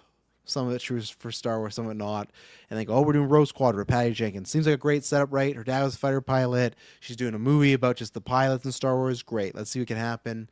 Delay after delay. Wonder Woman 2 happens. Doesn't get a good reception. All the stuff in the movie just kind of disappears. Should have been out by now, remember, Taylor. We should have already. Yeah. It should be. You should have a steel case out right now. I But should. obviously, it's been very quiet, and there's been nothing going on. Obviously, Star Wars has been quiet. Every day there's an article about the Ben Solo movie that, for still some reason, not happening. But there was a report from this is a C+ tier rumor, so not the trade, so not official. But there is a report saying that this might get turned into a series now instead of a movie. So how would you feel about this decision, if true? I mean, of course, who doesn't want a movie? I'd love to get a Star Wars movie, but I'm not opposed to this going into a show format. It just what was the initial pitch? Like what were we looking at story wise, and how Yeah. how is this going to be broken up down into like a 6 or an 8 episode season, right? Like, was there enough content in this movie that they felt like they had to just slow it down and just tell us this in a Well, longer period of time? Like, Unless they make some really short episodes, though. Remember, Disney Plus. yeah, they do. Yeah, some nice 24-minute, 21-minute long ones. As long as it gets the budget, because Rogue Squadron, I feel like, has a big emphasis, if I remember correctly, was like Wedge Antilles and them going and doing different missions and stuff like that. And even after the fact, after the Battle of Endor, I think that they did a lot of there's a lot of stuff that was involving, what's his name, Prince Isgard, or Prince Izor. I can't remember what his name is. There's some crazy shit. Then what the fuck are you talking about, man? You're asking me, Shouts to what's Katie his at name? Star Wars Alliance. She would know this stuff. But Rogue Squadron has definitely played a prominent part. And again, there's some very fantastic video games. Star Wars Rogue Squadron. I had Star Wars Rogue Squadron 3D on PC. Played the heck out of that. So there's some. It's all ship centric. That's the main thing. So Yeah. yeah. Yeah, I think now, not to sound like a broken record, right? Because we talked about this during the Andor series, and I said, like, oh, maybe Star Wars could evolve and be this. If it's not going to, some of the more kiddier friendly stuff, if they're not doing that properly, maybe you do need to go this route. And I get it's not for everybody, but I said, like, maybe just pick a lane and stay in it, right? I think there is a perfect world where maybe we could get everything. Obviously, that does not seem the case with Star Wars. I'm like Dylan right now, where I'm just so just checked out of Star Wars. Where I'm still hoping. I think it's a good analogy that people use of they're a sports team you follow. Where I'm still rooting for them. I want them to win, but I just have no faith in them right now. Especially all the stuff we've learned about the Ben Solo and other stuff too. Right, I already was on the ropes, but. So I'm not saying this with every show. The idea would be great if we could get a bunch of variety, but I do think this would be good if you could follow more of the Andor path, right? I feel like it should be more of that than like Mando, and it should be more of that than Skeleton Crew, and I love Skeleton Crew, but this should not be the family kiddie, like, oh, it's a good time. Like, this should be the nitty gritty, like, what's it like to be a pilot? No, a pilot. What's it like to be a grunt in the sky? And that's kind of Andor was like that, but for spies, right? Because Andor's not getting credited for getting these plans or and all the trials and tribulations he went. He's just a part of, all these people helped us out instead of, this person specifically did that. And that happens in a war, right? But I think this could really tackle that type of spirit. Now, it's just a question as well, too, when you talk about the movie or like the movie and the show, that's what I want to know. Is this still a TV show that Patty Jenkins would be producing, directing, and writing? Or is it literally just the idea of, well, let's make a show about pilots and use the name, right? And I'm not saying that's wrong. I'm not saying you can't do that. It's their IP, and sure. And I think that might work better as a show, too, because I feel the movies, right? Obviously, they're not. I'm going to just say this every time I can. They're not doing the Ben Solo movie, which I think would actually be a hit. I don't know about everything in the world because obviously we've seen tons of movies bomb and tons of movies succeed that I didn't think would. So you never know, right? But with Mandalorian and Grogu, I could say, okay, I think that's going to be a hit. I really don't know because of TV, but I think it's going to be a hit. Starfighter, I feel like it's not going to be. I feel like it's going to be a hit. I feel like people will like Star Wars, and you got Ryan Gosling and Matt Smith and Mia Goth. Like, I feel like it'll make a profit. And I'm not saying it's gonna be $1 billion, but that's where with Rogue Squadron, I'd have to see who they would cast. But I feel like the movie and even what the series could be, if it's anything more on the serious side and it's not connected to one of the known trilogies, that might be a tougher sell on the big screen, right? Like, Yeah. I can see, like, even all the, like, well, I don't know about Taika, I don't know about Ryan Johnson, but like the Ray movie, I think you can sell that. Even Mangolds, which I don't really want that movie to happen. I have no interest in the origins of the first Jedi. I can see how you can sell that to the GA, right? Of like, see your first ever, the first ever Jedi. Where the Rogue Squadron movie, I don't know. Maybe they're worried about that. I know you've brought up the Starfighter thing of it being serious, like too similar. I think just a name. And maybe he'll be a pilot. I don't think Starfighter has much to do with being a pilot. I think that's Ryan Gosling's got to get his nephew to a Jedi. That's probably Ray, and go from there. But do you agree with that? That maybe Rogue Squadron as a movie, they're probably maybe worried on like the financial side right now. Like, hey, I don't know if this, like, same thing Andor. I don't know if Andor the movie would have made a bunch of money, but as a TV show, very successful, acclaimed, won awards. Maybe that's their idea too of they're being more picky with movies clearly, and they don't know if Rogue Squadron could get them to what they need money wise. Yeah, and I mean, it's a gamble. It really, really is, because not everyone wants that story to be going back to the dark times and dealing with more, spaceship stuff. And again, trying to figure out, okay, what are the big names that are involved in here? Because you already highlighted it. When you look at something like Starfighter, yeah, you got Ryan Gosling and Matt Smith and all those like actors and actresses. And the guy who you directed named Deadpool, off. Wolverine, and Free Guy, right? So even when you throw Yeah. those names up, right? You're like, oh, I like those movies, That's right. And so, I mean, we just don't know if Patty Jenkins is attached to this or not. So Yeah. it's hard to really gauge. So Yeah. And I think technically, if they paid her for her scripts, she still might get a story by or whatever credit, because like they paid her to write a script and they own that script, right? So it's not like they could use it whether she wants them to or not. Like she accepted Yeah. the money. So yeah, it's gonna be interesting to see. And that's the other thing too for me that would make sense, because I still haven't. I completely forgot about today. Have you watched Star Wars Visions? no, No, we haven't. You've not watched anything, right? Because you've been moving. haven't watched anything. Okay, good. Then we don't gotta do what we've been watching. I haven't watched anything either. I'm still in the middle. 28 days later, or 28 years, and then me and the girls, we of the last day of November 1st, we watched Halloween movies that we hadn't got around to. So we watched Hocus Pocuses, we watched Muppets Haunted Mansion, Eddie Murphy Haunted Mansion, and then we watched Walton. That Eddie Murphy one is so good. I can't go with you there, but I think I like it more than the new one, which is unfortunate because I don't really like the Eddie Murphy one that much, but I like it more. And then we ended off with Wallace and Gromit: Curse of the Were Rabbit, a personal favorite. So that's all we did. And then me and Emma are going to watch The Batman at some point this week. But yeah, I haven't watched anything because I've been editing Gauntlet stuff and Extra Life stuff. So, but same thing, Visions, I want to watch, but I feel like Visions I've heard the least about. I feel like the first two times they came out, I heard a lot about the shows from just people, but now I hear like nothing. Like I've not heard any talk about it at all. I think one person asked, Sam asked in our Discord, and I said, "Oh, we're just too busy, we can't review." And I would have, because I loved Visions. But my point was, though, we have Ahsoka next year, but then after that, because Mandalorian's now a movie series, we have no other shows announced at all. Is that Like right? live action. We got Maul, but live action, there's nothing on the books. It's just Ahsoka. Oh, and is this because they're drifting back in towards the big screen? Yeah, I think so. Yeah. Okay. Yeah. Or if and same thing, if numbers weren't good for a certain series, right? Because like I think the unfortunate, however you feel at the shows, Acolyte and Skeleton Crew back to back didn't really perform for them. So, but same thing as Marvel, right? Marvel, I think next year we have a lot of animated shows, but for live action, I think we just have Wonder Man and Vision. And Wonder Man was supposed to be this year, but they kicked it into next year. So it's like kind of like so I think they're just getting slower. So yeah, I wonder what they'll do. So Ahsoka's 2026, so maybe 2027, because that's the 50th anniversary of Star Wars, Taylor. So maybe they'll do something big. That's right. I saw New Hope was popping into at least the Bernie's Theater here. Well, yeah, but have you seen the rumors now what they're going to be doing for the 50th? Well, they're going to be scrapping Lucas's edits, right? They're going to restore the originals and put them on like 4. No, I don't know what it'll be 4K, but they're going to put them in the theaters, which I will see all three of those. I own the originals, but I've never seen those in the theaters. So to see those in the theaters, I will be there for each and every one of them. And it's just has no extended scenes, right? Yeah, and they fixed stuff like the fucking Ewok score. How do you take up the Yub Nub song, Taylor? How do you do it? The Yub song. Yub Num. Dun, dun. How do you replace it with whatever? How do you fucking put fucking young Hayden Christensen, who Luke Skywalker has no idea what he looks like at the end of That's my father.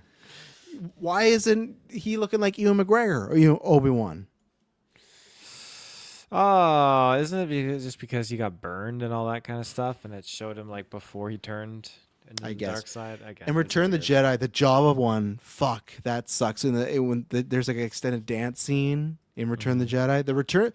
New Hope, I think you can see some stuff, and even when they put Jabba in more, I was kind of fine at that. Empire, I think there's a couple of changes as well. Return the Jedi, that's the one where George went hard on it. I just That like long Jabba's Palace musical session in there with the singing and the dancing. that's what I was talking about.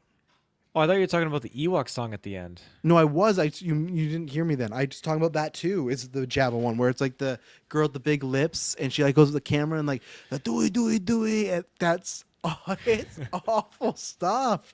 I don't know what was happening there. So, will you be in the theaters if they? Oh, there you go. That's supposed to. It's the 4K IMAX restored originals. Would you be? There's leaked screenshots of the footage already. Oh man, that if they release them all at the same time, I would take an IMAX trip for that. I would do. Really? Yeah, but they'd have to be the same time. You couldn't coordinate like one every few months or whatnot. But are you going to be seeing those? Because I know you've seen the Lucas versions in the theater, but are you going to see the originals?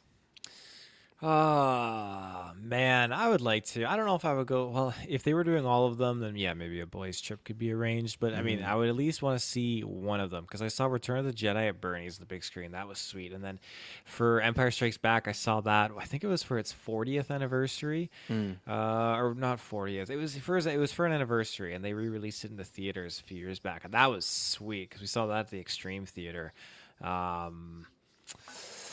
A New Hope is one that I have not seen on the big screen. I don't think so. Really? That's one that I think I might make the trip out and do it because now I've seen. Did I see Attack of the Clones? I've seen Phantom Menace. I've seen Revenge of the Sith. Now I think Attack of the Clones is the one I'm missing on the big screen. I was gonna say I thought that's the one you said that you've been waiting for, and that's when I guess we'll just.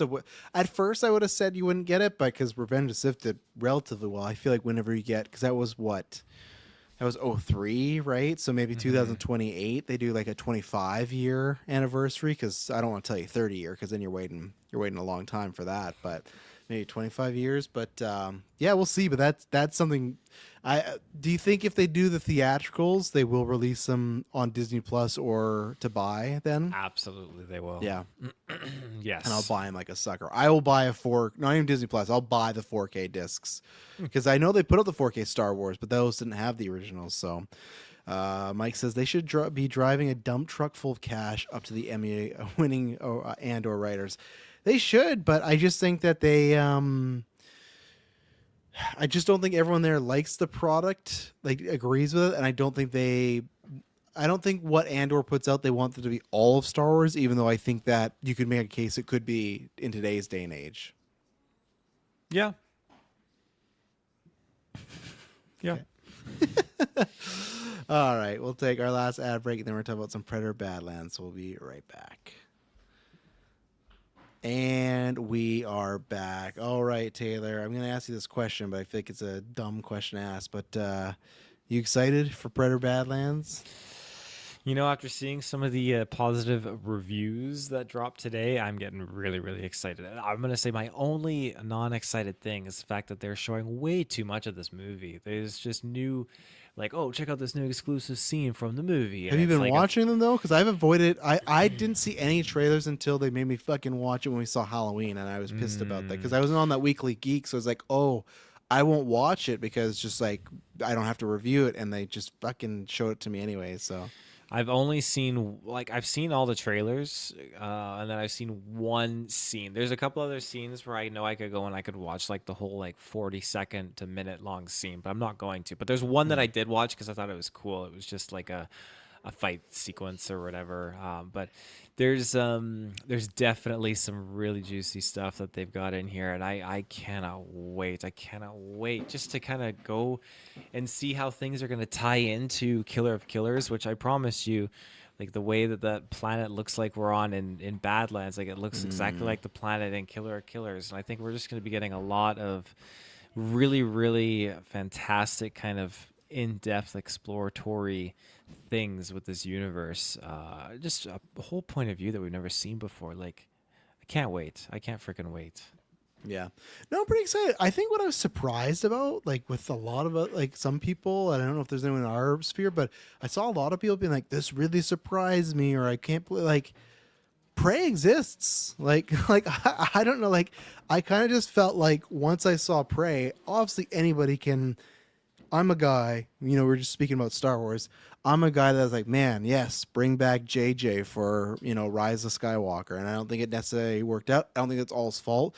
But I'm saying that, yes, of course, someone can make something successful in one franchise and not make something good somewhere else. But I just thought, like, Prey was, I think, a really good different take. And I don't know, again, like, people, I was always on board. I think we've all been on board here, too, of like, okay, the idea of the Predator is the main character. Like, that's something new for the franchise, and that's something we talk about with Alien. That'd be really hard to do with Predator. You could, and then people being, I guess they were like, oh, you're gonna humanize him too much, blah blah blah. It's just like, I feel like between some movies and the stuff that you've told me about, it's not that humanizing, but they have their own they're warriors, right? So they have their own culture and language and methods. So they're way more humanized than they were back in the 80s, right, with Arnold. So I get that if that's the version you like, but I feel like the majority of Predator content is about them having like much more human aspects than what a xenomorph might be, right? I think a xenomorph is very just biological evolution, reproduce, go, like an ant almost, right? Like get the queen, stuff like that. Where predators, they're thinking, they're soldiers and stuff. So I was not surprised by the good reviews, and I'm excited for it.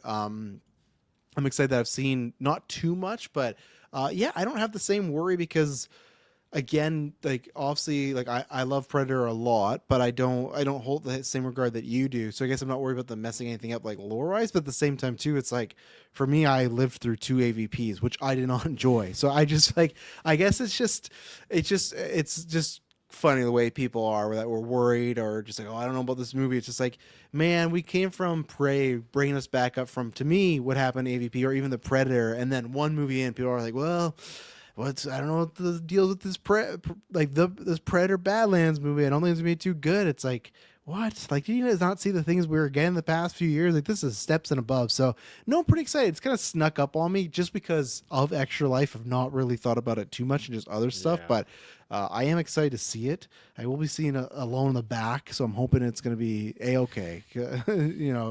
I bought a ticket. There's only 2 tickets sold, though, and I bought that on, like, Sunday, Taylor. I'm not sure. You're on the west side, right? Yeah, let's see how it's looking. Is that, like, packed? I feel like it should be packed, so... let's see. Mike says, I love that they're putting the stuntman playing the Predator front and center in the marketing. Yeah, I love that he's doing interviews. You easily could have just had Elle Fanning and Dan Trachtenberg did the interviews and that's it. That's cool, especially with the stunt award coming up. But like, he is playing that character to a sense, right? Obviously, facials and whatnot, no, but just the body movements and the aura, like that's gonna be that guy. So no, I'm with you, Mike. That's really cool. I'm happy for him. What were you looking up again? I was trying to see how packed my showing was. Okay. Right. So, and that's what I guess we can talk about is box office. So I guess I should bring up Box Office Mojo Predator and see like what it's made over the past week. Because we don't have anything on Prey, because obviously Prey was just Hulu, so we have nothing of that. And The Predator opened at 24 million. Okay, obviously that was not well reviewed. Most screens ever, but 24 million, and that was radar. This is PG-13. I have not looked up tracking, so after me and Taylor predict, I'll pull up tracking. I'm gonna say it's like 35 to 40. I'm hoping it's more than that, but I'm gonna say it's gonna be. I'm gonna go on the positive and say it's gonna make 41. That sounds too high. I just don't know with the box office nowadays. I'm gonna say it's. Oh. 41. I want to go over the 40 mark, but I just don't know how this is going to perform. Because same thing, even though it's PG-13, will people still go, oh, that's not a kid's franchise, that's an adult. Oh, man. I'm going to go down, but I'm going to say 38. I'm going to play it safe. 38 is the same opening as Alien versus Predator, so I'm going to play it safe. I don't feel good about this at all, but where are you feeling right now? That feels too safe. The highest opening for the franchise, though, is 38 million. Yeah, I think like my showing was not sold out, but it was definitely a nice cluster in the middle of the theater. Um, I'm gonna be bold. Let's say 40. Okay, you're going for so two above me. Okay, what do you think is? So I gave you the highest grossing Predator. That was AVP. What was the second highest? The second highest? Yeah, Ooh, Predators. you're right. How'd you get that right?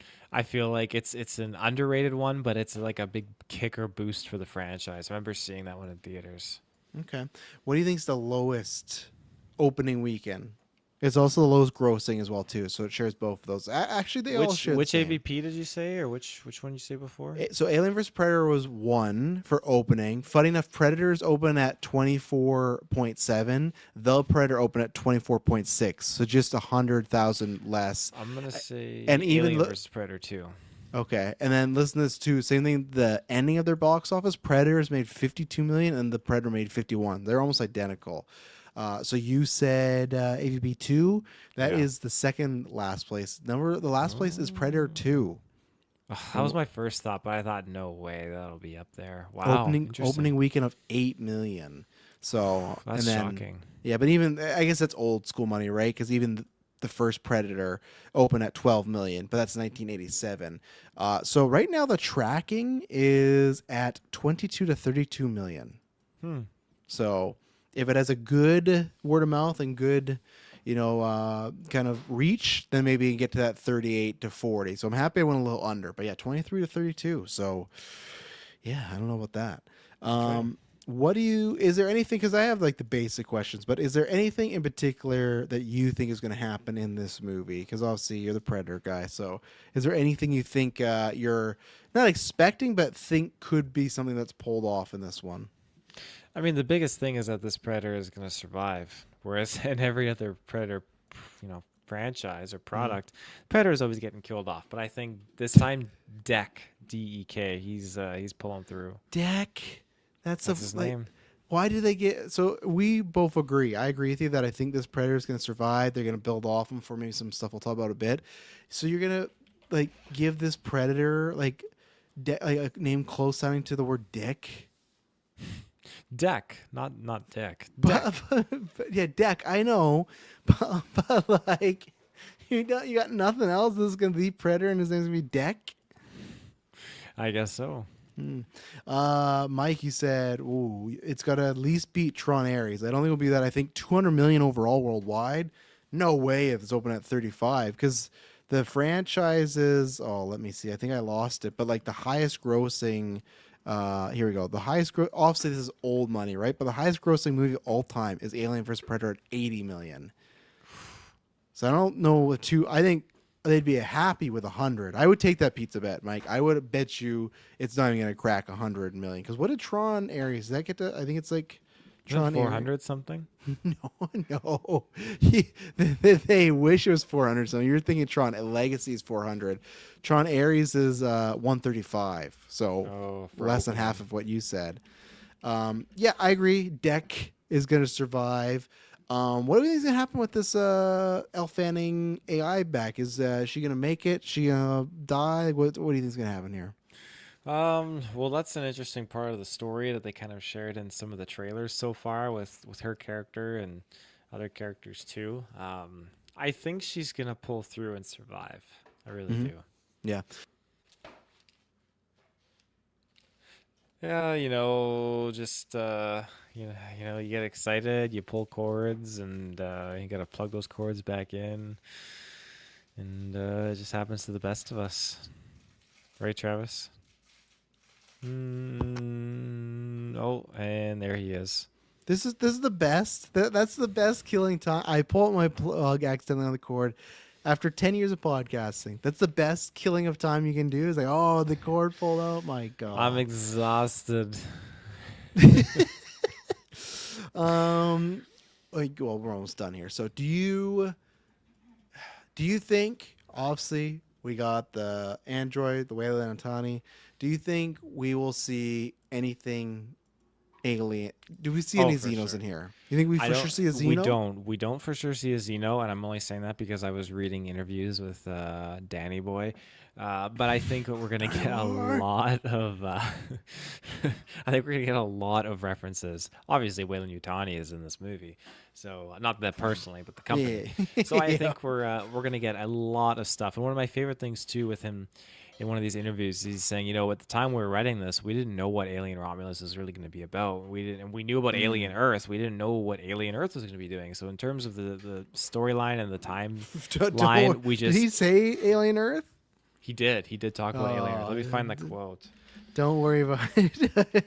Don't worry about Alien Earth, my friend Dan. You're fine to be on your own track there. Okay, so you don't think we see a Xeno in here, hey? I don't think so. What do you think? Could we see a Xeno on a screen? When do you think? No, could we see it on a screen, like a projection, a photo showing past hunts, or even just like an end credit of like, oh, there's something, there's some sort of object. It's like, do you think we could even see something like that if it's not I a think we real? could. Okay. I definitely do. Let's see if I got the right article here. Okay, thank you, Mike. You're looking at domestic Predator. The Predator made 160 million worldwide. Okay, I was like, God damn, why do they keep making these things at 80 million? I don't know why. Box Office Mojo was the first thing that popped up. I should have used the numbers. God damn, no one used Box Office Mojo. Even then, though, AVP only made 177 million. Like, it's still not like Mike, I still would probably. So yeah, obviously on the 100 million, thank you for informing me. I would probably not take that bet, but on the 200 million, I would take that bet. And I have to believe Badland does better than that mess. You never know, man. Like with the box office nowadays, it's iffy, What did you find that quote? Yeah, so basically, what is he saying here? We decided to set ourselves well into the future. Mm-hmm. That's smart. So all the stuff that has happened would have happened before our movie. We're not thank trying to God. squeeze in. Before you continue, thank God. I'm so sick and tired of people going, oh, we're going to go so far into the past. It's like, no, this is nice change base. Go so far into the future. Take us somewhere we didn't know, which I did call. Granted, I was wrong because I thought Badlands was going to be them going to like an apocalyptic Earth because usually that's what Badlands means. Well, it's still, we don't know that, right? We don't know what planet he's on yet, do we? The Yaksha? When he's fighting these aliens, whatnot. No idea. There's still a chance Travis is right, but I'm saying like I like that where it's like, yeah, go somewhere far in the future. Anyways, continue. So yeah, he's just talking about how we're cognizant of this day and age and whatnot, where it feels like homework when you have all these different projects and different things that you're watching. And so he says, and you kind of have to remind yourself where in a timeline does this sit between this movie and that movie. And he says, I didn't want to do any of that with Badlands. So there's a lot going on while we're making this movie. Romulus was not released yet, and he hadn't seen it. And then Alien Earth, I was aware it was happening, but not sure where that was going to end up.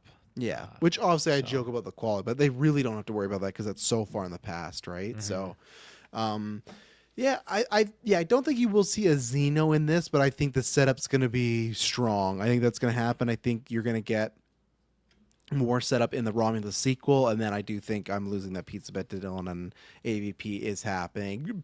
Obviously, granted on the success of this, right? If this bombs or doesn't do that well, then maybe they'll think back on it. But Romulus did pretty good, even though I feel like that has a bit more of the horror franchise. So I feel like horror's having a big year right now, or a big couple years, so people will be in that. So I'll ask you this too, just because this is not a prediction for the movie, but just in case it gets announced in the next few weeks after the movie comes out.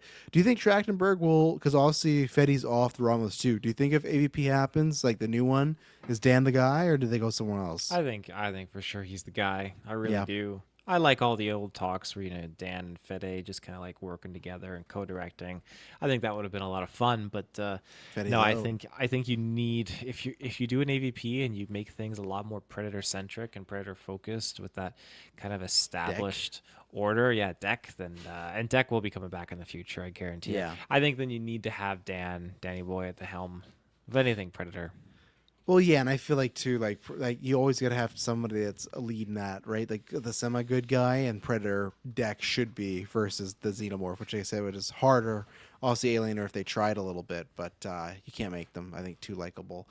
Yeah, I think he would. Luckily, with like 10 Cloverfield Lane, he does have some horror aspects there, so I could see it. I'm fine if they announce that. So, any other predictions before you have your Chat GPT predictions, or I don't think I got any other predictions. okay, hit it on us. Okay, so kept it a fairly simple prompt.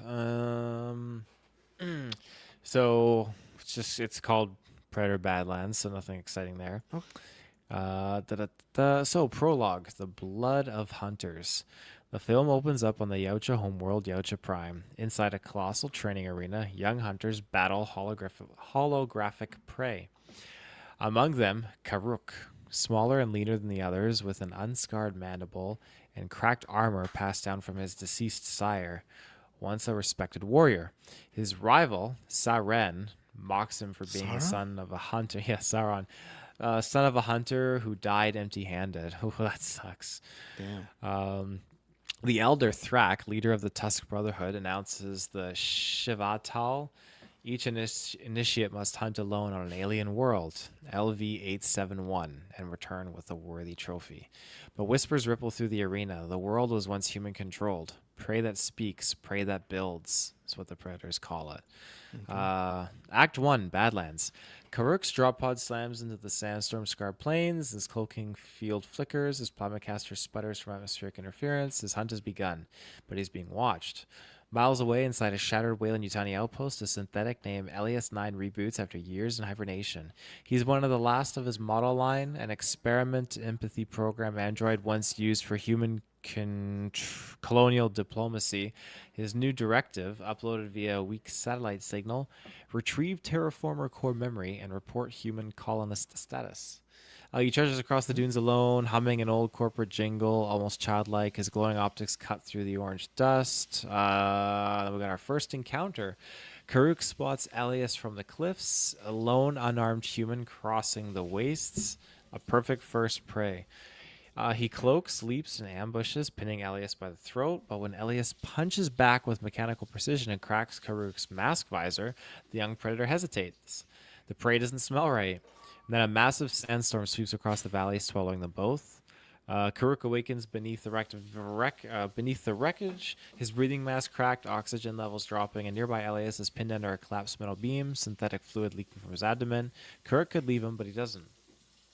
With effort, Karuk lifts the beam and drags Elias to shelter, an instinctual act of respect for a strong foe.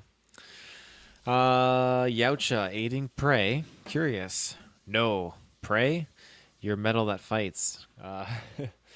Act 2, The Brotherhood. They're found days later by Elder Thrak's strike team. Thrak chastises Karuk for consorting with prey, but spares him out of respect for his father's legacy. Thrak's ship hovers above a vast canyon, once the heart of the Weyland-Yutani mining colony. The humans there, led by Captain Dallas Kane, nephew of the Nostromos Kane. Interesting. Are scavengers surviving on scraps of old colonial tech.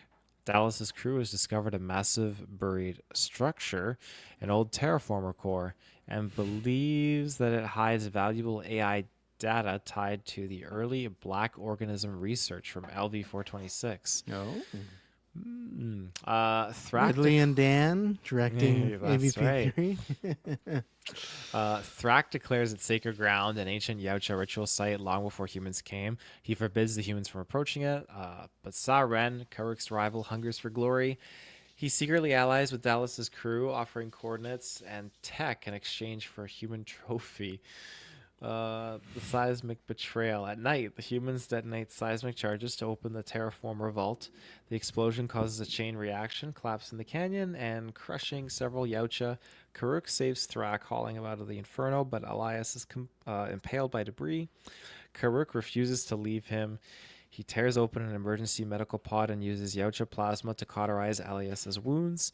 When Elias awakens, half his body is fused with scavenged Weyland armor, and now he's partially interfaced with Yautja tech. His voice flickers between languages, occasionally mimicking Karuk's clicks and roars. That's cool. A synthetic that's just merged with Predator tech. Their bond deepens. Elias deciphers Yautja glyphs for Karuk, and Karuk protects him from Sauron's assassination attempts. Okay, the ghosts of LV-871, Terraformer Vault Pretty opens. basic movie ChatGPT's given us here. It is basic. I hope Badlands is a little more exciting than this one. So I hope so. we should have. We don't have time, but we should have. Remember, we were gonna put Dexter in a Predator movie. We forgot about that. So we did next forget time. about that.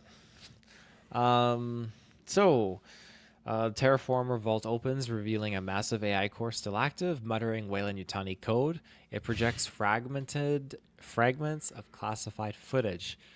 Dutch, bloodied, being debriefed after his jungle mission.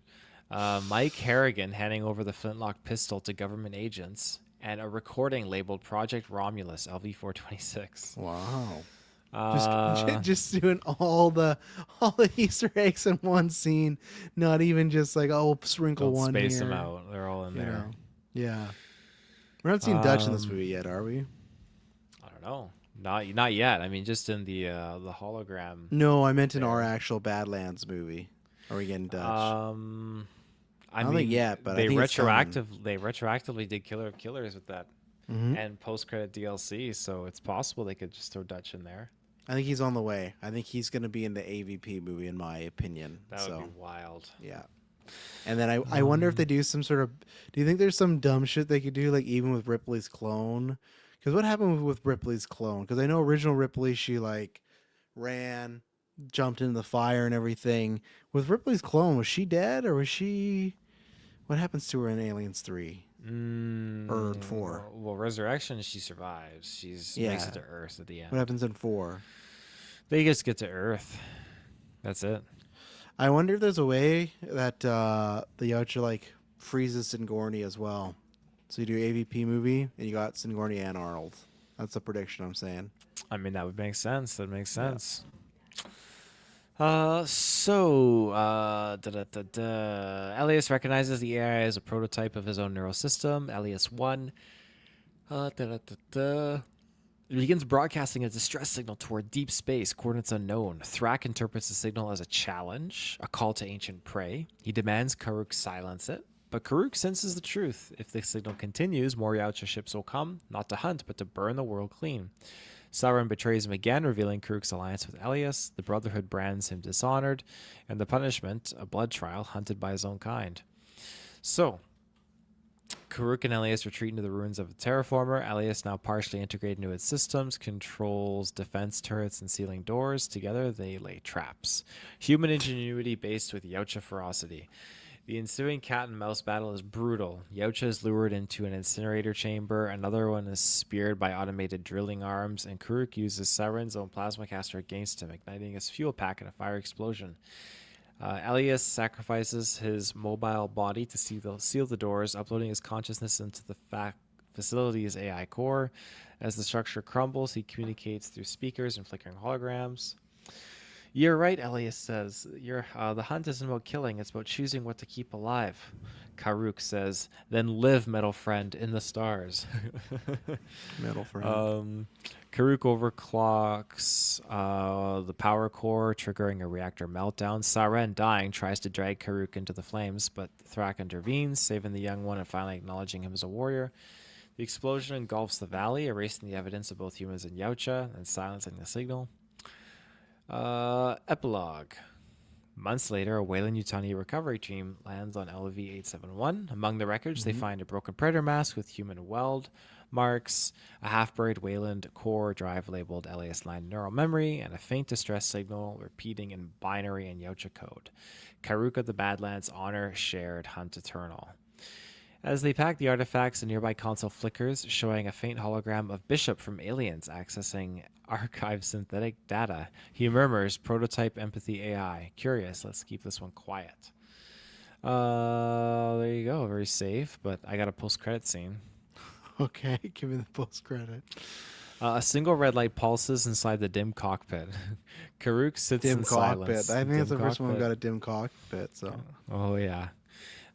Staring at the drifting fragments of a Weyland-Yutani probe caught in the ship's tractor field. Beside him, a rebuilt console hums softly, the synthetics voice module glowing faint amber.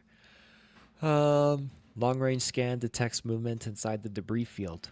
Karuk says, human? Elise 9 says unclear. Organic signatures, unusual carbon-based rapid gestation patterns. Karuk's mandibles tighten. Through the forward viewport, something slithers between the shattered probe fragments. Too fast to see, leaving only a faint acid green glimmer against the darkness. The sensors crackle, symbols flash on both Yautja glyphs and Wayland code, looping over one another until the system shuts itself down. Signal origin classified, designation LV426. Karuk quietly whispers, the black spore. A faint metallic hiss echoes through the ship. Karuk stands, activating his shoulder cannon. The camera pans toward the dark corridor behind him, a new ventilation shaft dripping condensation. For a heartbeat, everything is still. Then a single drop of fluid sizzles through the deck plating. Karuk's mask tilts. We are not alone. The console flickers out and a shadow shifts behind him, unseen, shapeless, and it's the screen cuts to black. Wow. There you go. You know what it's implying, right? Oh yeah, it's a Xeno, right? Because it's Yeah. melting the. Yeah, of course. So, wow. Well, yeah, that's sometimes a hit, sometimes a miss. I'll say that one was a miss for the Chat GPT there. Next time we'll bring Dexter in there, but which sucks because we were back on. We talked about the Espos where for a while we were getting like some all right ones, and then we had Thunderbolts and we had Dexter with the Mission Impossible. We were having some good ones, but now ChatGPT got back to being safe. But hopefully the movie we get is not safe. Yeah, we'll be back. For Predator in a couple days, and then we'll be reviewing that. And I promise you, it'll not be boring. Bye bye.